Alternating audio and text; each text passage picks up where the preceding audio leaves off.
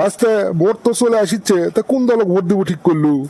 চাষমে দল ফল বুঝিনে, যেই দল জনগণের ইস্তেহার মানে লিবি আর সেই অনুযায়ী কাজ করবি, আমরা সেই দলকে ভোট দেবো। জনগণের ইস্তেহার মানে? ইস্তেহার তো দেয় রাজনৈতিক দলেরা, জনগণের ইস্তেহার আবার কি রে? হ্যাঁ, রাজনৈতিক দলগুলোর ইস্তেহার আমরা মেলা দেখছি, দেওয়ার সময় সবই দেয় কিন্তু পূরণ করার সময় এগুলো আর পূরণ করে না।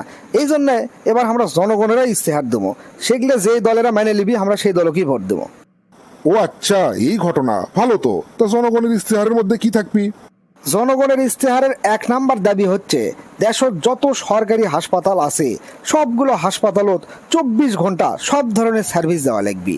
এই যেমন ধরো রুগী দেখা, অপারেশন করা, পরীক্ষা নিরীক্ষা করা থেকে শুরু করে জরুরি যত সেবা আছে সবগুলো সেবাই 24 ঘন্টায় যাতে পাওয়া যায়, তাতে হাসপাতালত যা যা করা দরকার সেইভাবে হাসপাতাল ঢেলে সাজান লাগবে। বাহ, খুব সুন্দর দাবি তো।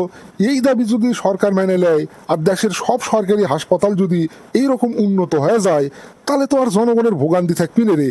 চিকিৎসা খরচও অনেক কমে যাবি। আমি তোর এই দাবির সাথে 100% একমত।